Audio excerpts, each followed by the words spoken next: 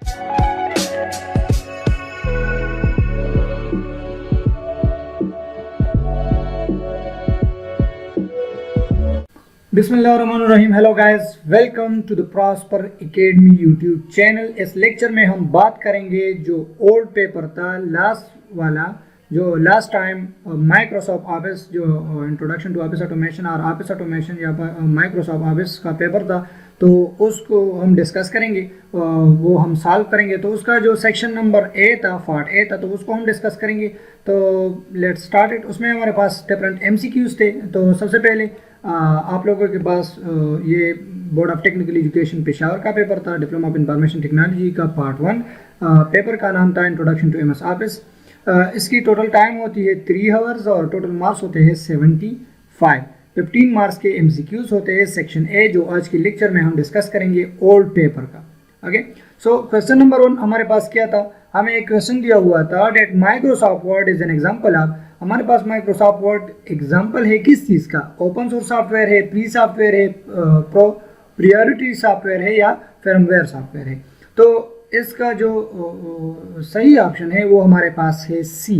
Okay, open source software हम किसे कहते हैं? वो सॉफ्टवेयर जिसकी हम सोर्स कोड या जो हमारे पास उसकी कोडिंग वगैरह होती है वो भी हम दे देते हैं यूज़र को, ताकि वो मॉडिफाई कर सके, उसे अपने मुताबिक उसमें एडिट कर सके। इसके अलावा फ्री सॉफ्टवेयर जो आमतौर पे आप लाइसेंस वगैरह वो ले लेते हैं और वो आपके लिए फ्री होता है। इसके अलावा प्रोप्राइटरी सॉफ्टवेयर होता है जो किसी कंपनी के अंडर होता है, वो किसी कंपनी की जो है ना वो ओनली मॉडिफिकेशन वगैरह वही कंपनी कर सकती है। तो ये माइक्रोसॉफ्ट वर्ड जो है ये हमारे पास माइक्रोसॉफ्ट कंपनी है, उसके अंडर आता है, वो उसकी लाइसेंस वगैरह डिस्ट्रीब्यूट करता है और वो उसकी मॉडिफिकेशन लेटेस्ट एडिशन वगैरह वो करते हैं। तो इसलिए ये हमारे पास प्रोप्राइटरी सॉफ्टवेयर है। So how you can define proprietary? It is also known as, इसे हम क्लोज सोर्स सॉफ्टवेयर। एक ओपन सोर्स सॉफ्टवेयर, एक क्लोज सोर्स सॉफ्टवेयर होता है जो आपको उसका सोर्स कोड नहीं देगा, ये आपको ओनली सॉफ्टवेयर देगा, लेकिन लाइसेंस के through. It refer to computer software for which the original source code is not made available to the public.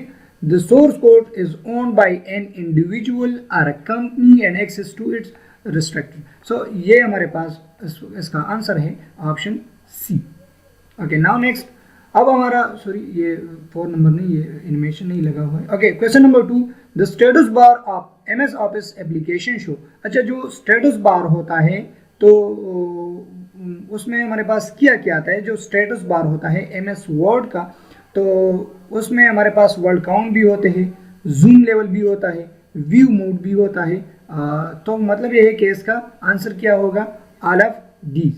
क्योंकि स्टेटस बार हमें वर्ड, जूम, वर्ड काउंट, इसके अलावा जो है ना लैंग्वेज और ग्रामर वो सब हमें दे देता है, तो इसलिए ये सब आते हैं जूम में, तो इसलिए all of these. Okay, question number 3, the following key is used to display ribbon shortcut.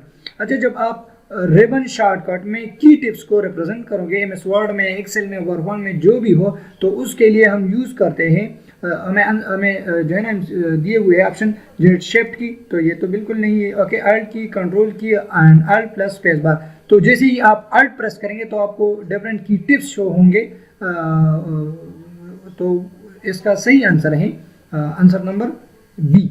Okay, next हमारा 4 नंबर है, the superscript and subscript commands are available in. जो सुपरस्क्रिप्ट एंड सबस्क्रिप्ट जिसका control equal to and control shift equal to shortcut key है, तो superscript and subscript ये हमारे पास कहाँ पर पड़े हैं? होम टैब में पड़े हैं। ओके, इसके बाद the following group of command is available both in home tab and layout tab in MS word.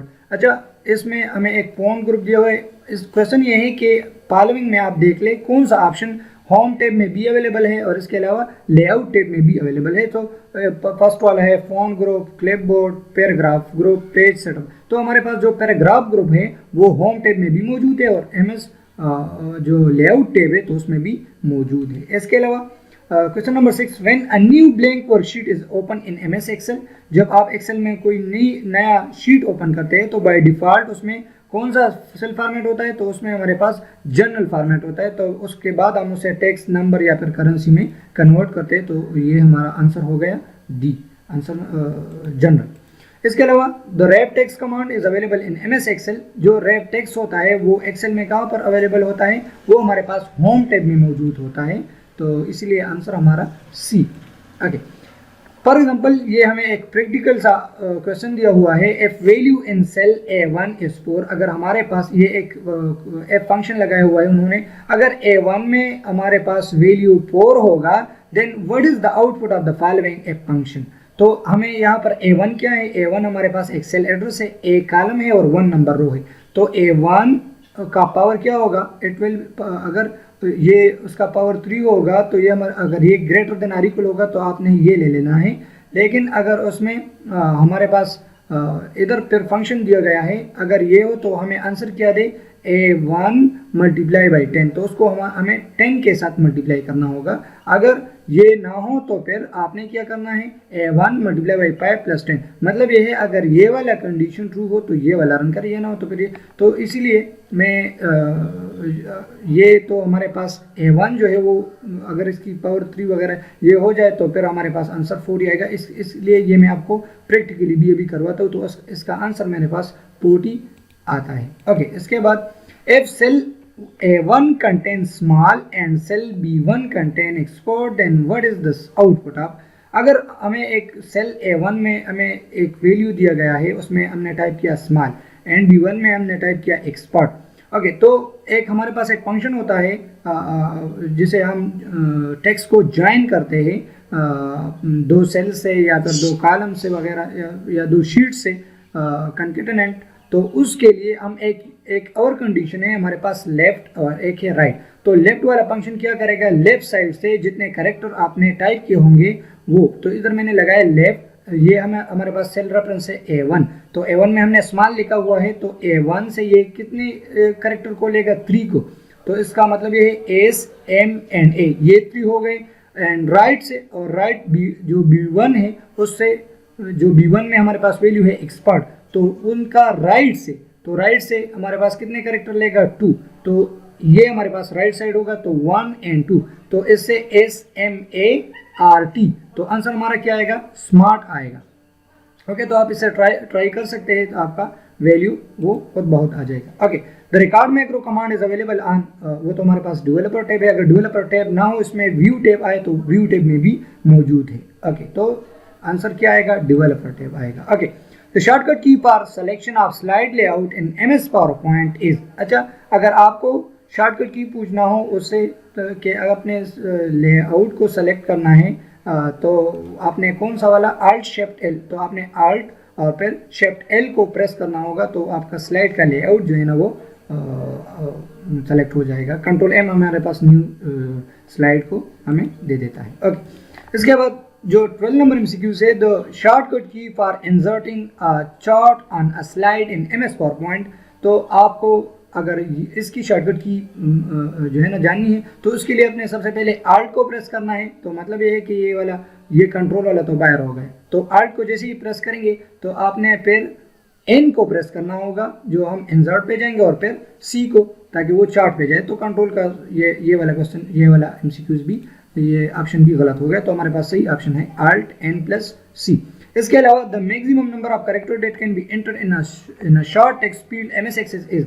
अगर आप एक्सेस में जो है ना शॉर्ट टेक्स्ट आप ले डेटा टाइप और उसमें कैरेक्टर को एंटर करेंगे तो हमारे पास वो कितने आएंगे, 255 आएंगे। आप उसे इंक्रीज या डिक्रीज भी कर सकते हैं। तो so the correct option is B.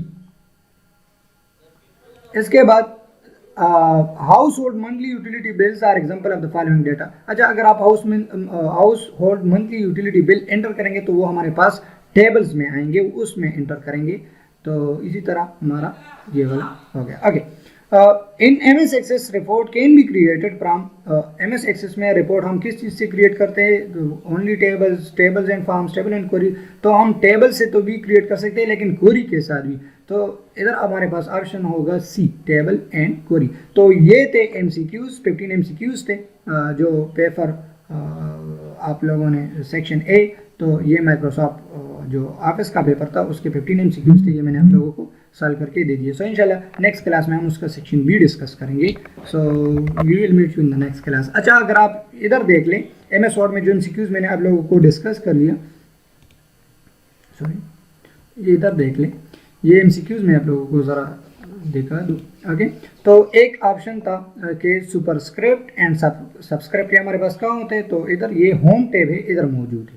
इसके अलावा एक पैराग्राफ का क्वेश्चन आया था कि कौन सा वाला होम टैब और लेआउट टैब में मौजूद होते हैं, तो इधर देख लें आप, पैराग्राफ इधर भी आ गया और होम में भी हमारे पास आ गया। ओके, तो ये थे।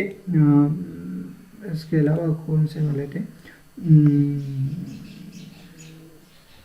ओके, एक स्टेटस बार के बारे में था कि आपको पेज व्यू वर्ड्स वगैरह, तो ये देख ले आप, व्यू मोड्स और जूम वगैरह, तो ये ऑल ऑफ दीज उसमें मैंने आप लोगों को करवाया था। और एक जो है ना वो ऑप्शन आया था एक्सेल से भी, वो क्वेश्चंस आए थे, तो इसलिए मैं एक्सेल से भी आप लोगों को दिखा देता हूँ। रेफ टेक्स्ट का ऑप्शन था कि रेफ टेक्स्ट हमारे पास कहाँ मौजूद होता है, तो ये देख लें, रेफ टेक्स्ट हमारे पास होम टैब में मौजूद होता है, होम टैब में फिर अलाइनमेंट में। और इसके अलावा आपने कहा कि चार्ट को कैसे इंसर्ट करेंगे, तो जैसे मैंने आप लोगों को बताया कि अल्ट प्रेस करेंगे तो ये हमारे पास आ गई। इसके अलावा एन प्रेस किया, इंसर्ट, और फिर सी पर चार्ट। ओके, ये देख लें सी, तो जैसे ही मैं सी प्रेस करूँगा तो ये हमारे पास चार्ट देगा। तो इसी तरह आप ट्राई कर लें, जो क्वेश्चन था वो भी आप ट्राई कर लें। इसके अलावा डेवलपर टैब में हमारे पास मैक्रो होता है, इसलिए मैंने आप लोगों को बताया कि अगर डेवलपर टैब ना हो, व्यू टैब हो, तो उसमें भी हमारे पास मौजूद होगा। तो इसलिए उन्होंने ऑप्शन में ओनली आपको इकट्ठा नहीं देगा कि व्यू या डेवलपर टैब, तो अगर होगा तो फिर आपको बोथ ए एंड बी वगैरह ऐसे ऑप्शन दिए होंगे कि दोनों में होता है। तो इसलिए ये आप जो है ना ऑप्शन को दिमाग यूज़ करके आप सॉल्व कर सकते हैं। सो इंशाल्लाह we will meet you in the next class. See you soon, take care, bye bye, अल्लाह हाफ़िज़।